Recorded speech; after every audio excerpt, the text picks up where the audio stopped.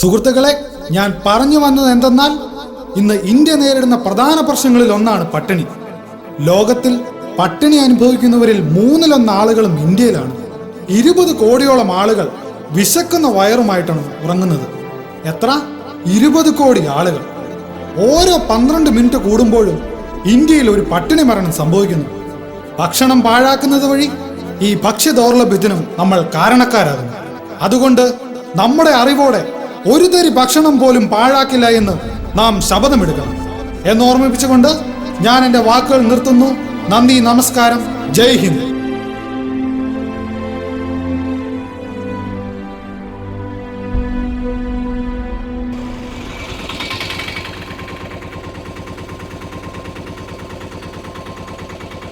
ഓ, മടുത്തു പോയടാ. എങ്ങനെ മടുക്കാതിരിക്കും? അമ്മാതിരി പ്രശ്നമല്ലായിരുന്നു. എന്ത് ചെയ്യാനാടാ, പൊതുപ്രവർത്തനമാണെന്നും പറഞ്ഞ് ഇറങ്ങിപ്പോയില്ലേ. ചില്ലറില്ലേ നേതാവേ? ചില്ലറയൊന്നും ഇല്ലടാ. എന്നാ ആയിക്കോട്ടെ. എന്നാ ശരി നേതാവേ. എന്നാടാ? ഓ, മറന്നു പോയടാ. ഒന്നും വേണ്ടേ, മറവിയാണല്ലേ. പോടാ പോടാ.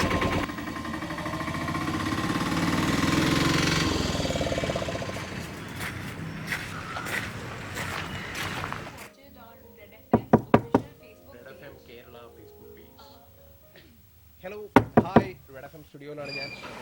ആരാണെന്ന് ഓൾറെഡി മനസ്സിലായിട്ടുണ്ടാവുമല്ലോ. The national sensation Priya Prakash Varrier. So ഒരൊറ്റ പാട്ട്, അമ്മ കിടന്നായിരുന്നോടി? ആ, കിടന്നു. ജീവിതം മാറി മറിഞ്ഞു ഒരൊറ്റ ദിവസം കൊണ്ട്. ഒരൊറ്റ പാട്ട് ചോറെടുത്ത് വെക്കട്ടെ? ആ, എടുത്തു വെക്ക്. ഇന്റർനാഷണലി അറിയപ്പെടുന്ന ഒരു സെലിബ്രിറ്റി ആവും ഞാൻ. അത് ആദ്യത്തെ സിനിമ റിലീസ്. ആ ബുക്ക് മാറ്റിയിട്ട് ഈ ചോറങ്ങ് പോയി.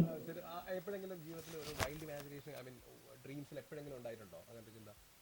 ഡ്രീംസില് ബോളിവുഡ് വരെ എത്തണമെന്ന് ഞാൻ ഒരുപാട് ആഗ്രഹിച്ചിരുന്നു. പക്ഷെ ഇന്റർനാഷണൽ ലെവലിലേക്ക് പോകുന്നത് ഞാൻ ഒരിക്കലും വിചാരിച്ചിട്ടില്ല. ഇത്ര നാളായിട്ട് മര്യാദക്ക് ഒരു കറി ഉണ്ടാക്കാൻ പോലും അറിയത്തില്ലേ? എനിക്കെങ്ങും വേണ്ട.